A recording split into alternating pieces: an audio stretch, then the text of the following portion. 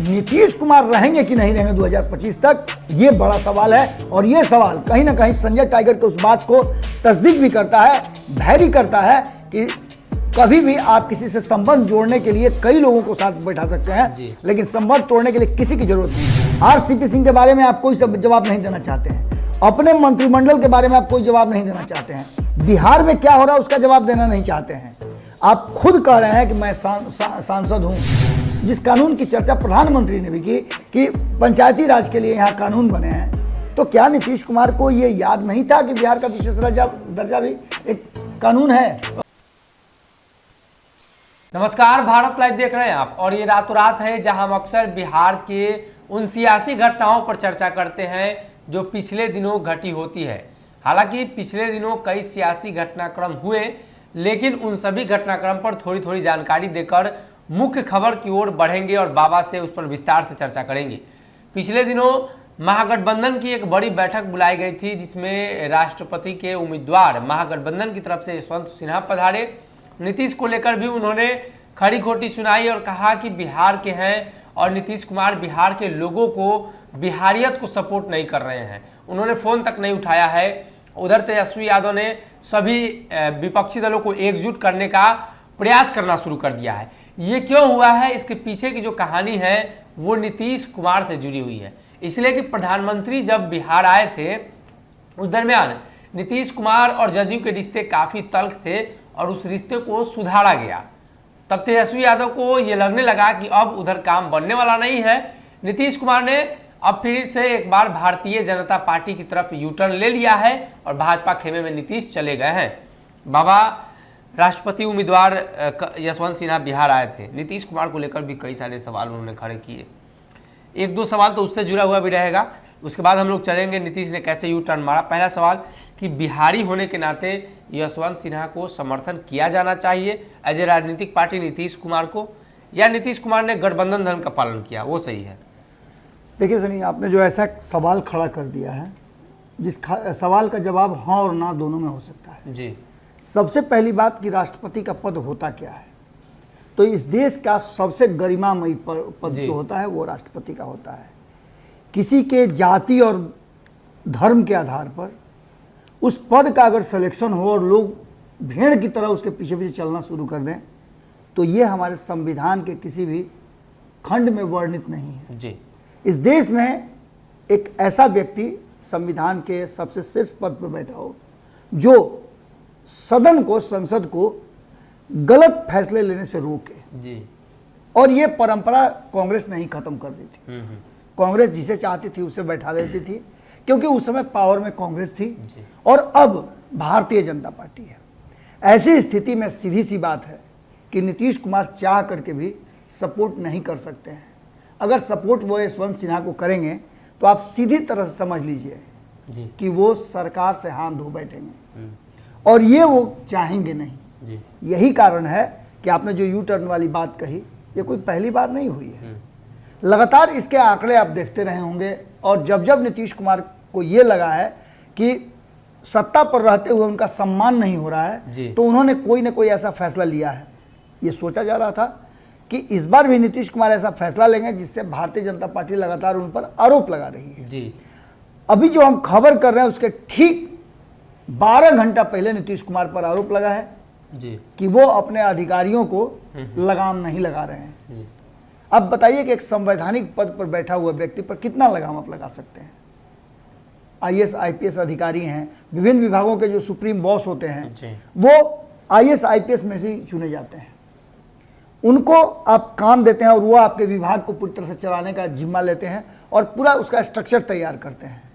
अगर वो एक जगह लू फॉल्स छोड़ दें तो लालू प्रसाद जैसी हाल आपकी हो सकती है, क्योंकि उनके पास सारे आंकड़े हैं और कैसे उस विभाग को चलाना है। क्या लालू प्रसाद के साथ जो काम करने वाले लोग हैं उनको नहीं पता था कि चारा घोटाले में का क्या हो रहा है?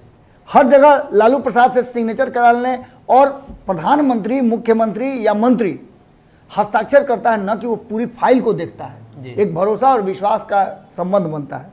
लेकिन खैर, इन सब बातों से अलग नीतीश कुमार को सबसे ज़्यादा अगर कुछ ज़रूरत है तो अपनी सरकार बचाने का है। और ये सिर्फ भारतीय जनता पार्टी से नहीं है, और भी कई फ्रंट है जहां पर नीतीश कुमार अपनी सरकार बचाने की कोशिश कर रहे हैं, पिछड़ रहे हैं। आपको भी याद होगा कि आज से 15 दिन पहले बिहार की स्थिति क्या थी जी। हम सभी खबर जो कर रहे थे उसमें यह बता रहे थे कि नीतीश कुमार पाला बदल सकते हैं, लेकिन क्या हुआ नतीजा? नीतीश कुमार जैसे ही धर्मेंद्र प्रधान आए, जी। भारतीय जनता पार्टी ने कुछ समय के लिए अपने मुंह पे लगाम लगाया और नीतीश कुमार ने उसको मान लिया कि ये परमानेंट सोल्यूशन है और हमको आगे कंटिन्यू करना चाहिए। प्रधानमंत्री के आने के बाद हम लगातार इस बात को कह रहे हैं कि क्या नीतीश कुमार को नहीं चाहिए था बिहार को विशेष राज्य के दर्जा की चर्चा करना? जी जी। 100 साल का बिहार हो रहा है, यानी विधानमंडल हो रहा है, जहां फैसले बनते हैं, जहां निर्णय लिए जाते हैं, जहां लोगों के भलाई का काम किया जाता है, जहां कानून बनते हैं, जिस कानून की चर्चा प्रधानमंत्री ने भी की कि पंचायती राज के लिए यहाँ कानून बने हैं, तो क्या नीतीश कुमार को ये याद नहीं था कि बिहार का विशेष दर्जा भी एक कानून है जिसको बनाने की जरूरत है? बाबा, नीतीश कुमार का प्रधानमंत्री मोदी ने जैसे समर्थन किया उनके कार्यों को लेकर कि बिहार पहला ऐसा राज्य है जहां महिलाओं को का पंचायती राज सहित कई जगहों पर इतनी आरक्षण की व्यवस्था की गई है, नीतीश कुमार अच्छा काम कर रहे हैं, तो नीतीश कुमार इस चीज़ को देख रहे होंगे कि भाजपा के छोटे नेता बयान देते हैं कि नीतीश से कुछ नहीं हो रहा है, लेकिन प्रधानमंत्री बोल दिए तो अब प्रधानमंत्री की इज्जत करनी चाहिए। छोड़ दीजिए, जो बिहार के लिए है उसको नहीं मांगेंगे।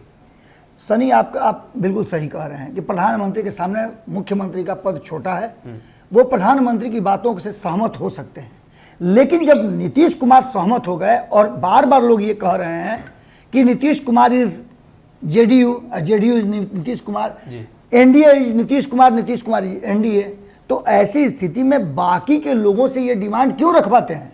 प्रधानमंत्री के आने के ठीक पहले उपेंद्र कुशवाहा ने डिमांड रखा और ये भी कहा कि हमारी पुरानी डिमांड है और ये डिमांड जारी रहेगी। तो इसका मतलब या तो अब बिहार की जनता को मूर्ख बना रहे हैं या अपनी कुर्सी के लिए आप समझौता पे समझौता कर रहे हैं। जी।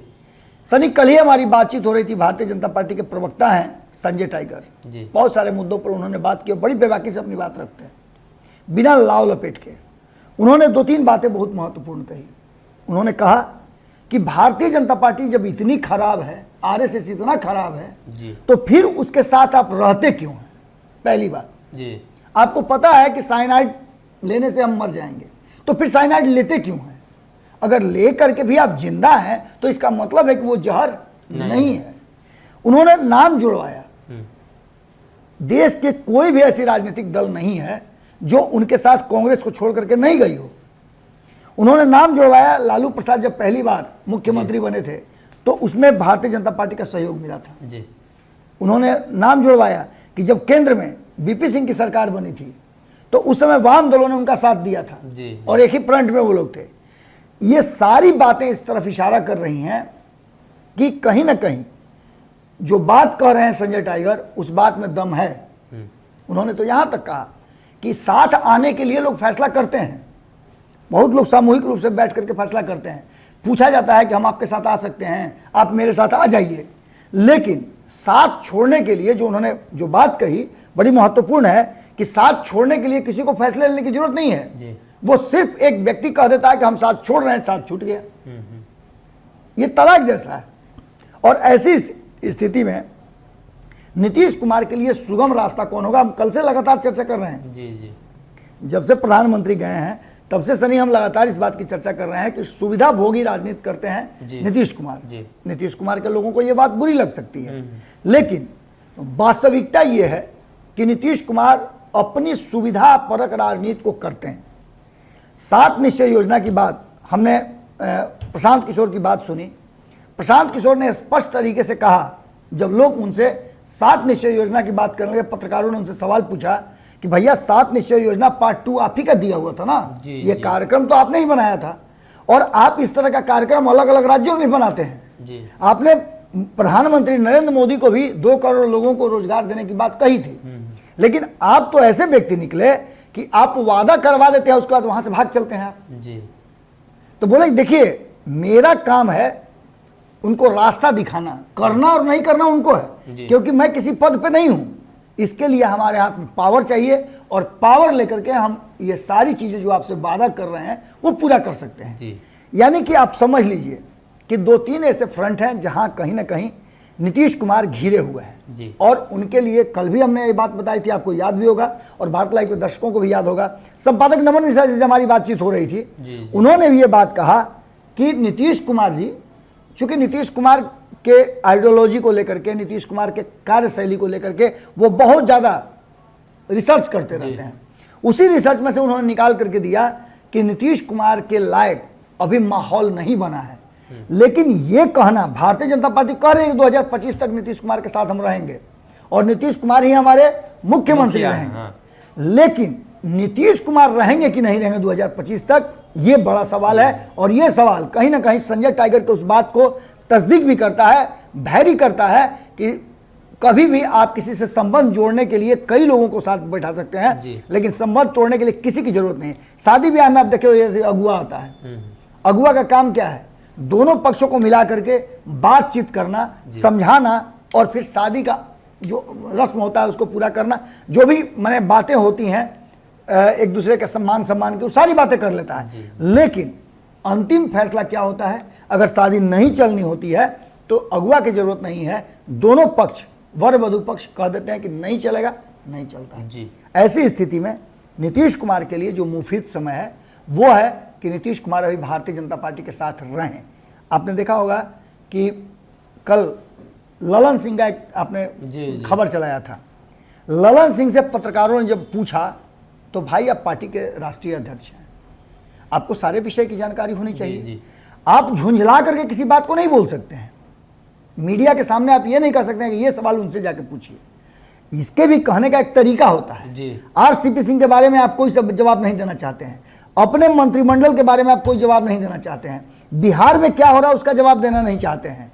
आप खुद कह रहे हैं कि मैं सांसद हूं, मेरे लिए सुविधा है इलाज कराने की, तो मैं दिल्ली एम्स नहीं जाऊंगा। भाई मेरे, यही तो आपने डिफरेंसेस पैदा कर दिया कि जिस जनता ने चुन करके आपको भेजा, आप उसको बेहतर सुविधा देने से अच्छा कहते हैं कि हम एम्स में इलाज कराते हैं, मेरे लिए सुविधाएं। हालांकि उन्होंने एक बात और कही है जो कि काफ़ी मतलब एप्रिशिएबल है कि बिहार में IGIMS से बेहतर कोई अस्पताल नहीं है और ये विश्व स्तरीय जो व्यवस्था होनी चाहिए उससे सुसज्जित है। जब वहाँ आप जाएंगे तो आपको लंबी कतार में लगना पड़ेगा। इसका सीधा सा मतलब एक और हो जाता है कि एक तो पॉजिटिव बात उन्होंने कही, लेकिन दूसरी नेगेटिव बात होती है कि बिहार में ऐसे अस्पताल नहीं है जहां लोग जाकर के इलाज कराएं।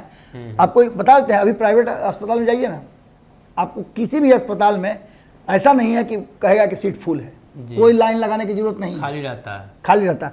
तो इसका सीधा सा मतलब है कि या तो उस अस्पताल के साथ बहुत बड़ा सांठगांठ चल रहा है या सरकारी अस्पतालों को डाउन करने के लिए प्राइवेट निजी अस्पतालों को प्रश्रय दिया जाता है। ये सारी बातें कहने के पीछे कारण है कि नीतीश कुमार, ये पूरा नेक्सस जो है, भले ही ये कहा जाता हो कि जदयू इज नीतीश कुमार, लेकिन नीतीश कुमार के पास आज के डेट में आरसीपी सिंह के हटने के बाद, क्योंकि आरसीपी सिंह जब तक थे तब तक ये कहा जा सकता था कि नीतीश इज जेडीयू, क्योंकि उस समय तक बहुत सारे लोगों को बोलने का अधिकार नहीं था इस तरह की बातें, क्योंकि आरसीपी सिंह पूरा प्रशासन टाइट किए हुए थे और नीतीश कुमार ही फैसले लिया करते थे। लेकिन आज नीतीश कुमार को अपने इर्द गिर्द के लोगों के फायदे नुकसान दोनों चीज़ों को देखना पड़ता है। और भले नीतीश कुमार ये बात कह दें कि हम ना किसी को फंसाते हैं ना किसी को बचाते हैं, लेकिन अपनी कुर्सी बचाने के लिए किसी को फंसा भी सकते हैं, किसी को बचा भी सकते हैं।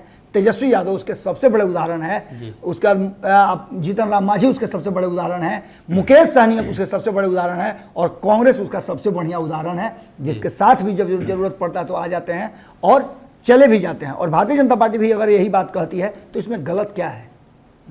तो कहीं ना कहीं भारतीय जनता पार्टी ने पहले भी स्पष्ट किया था कि नीतीश कुमार के साथ उनकी जो इस बार गठबंधन बनी है 25 तक के लिए है, लेकिन बार बार जदयू की तरफ से जो बातें निकलकर सामने आती हैं कहीं ना कहीं वो मतभेद तय करती है, मतभेद सामने लाती है। और ऐसे में प्रधानमंत्री मोदी के आने के बाद रिश्तों में सुधार हुए हैं, इसीलिए भाजपा के कोई मुद्दा पर भी जनता दल यूनाइटेड खुलकर बोलने के लिए तैयार नहीं है। फिलहाल के लिए इस रातों रात में अगर ये वीडियो पसंद आई और वह बिहार के राजनीति और बिहारियत से सरोकार रखेनी तो सब्सक्राइब बटन दबा के चैनल के सब्सक्राइब कर ली। ओजे एगो घंटी बा, ओकरा बटन दबा देला से कुल सटीक और मारक खबर रुआ मुफ्त में मिल जाई। अगर रुआ पत्रकारिता के हमनी के नया प्रयोग में सहयोग कर चाहतानी तो ज्वाइन बटन दबा दी। पेटीएम नंबर नोट कर ली 9386816700। धन्यवाद।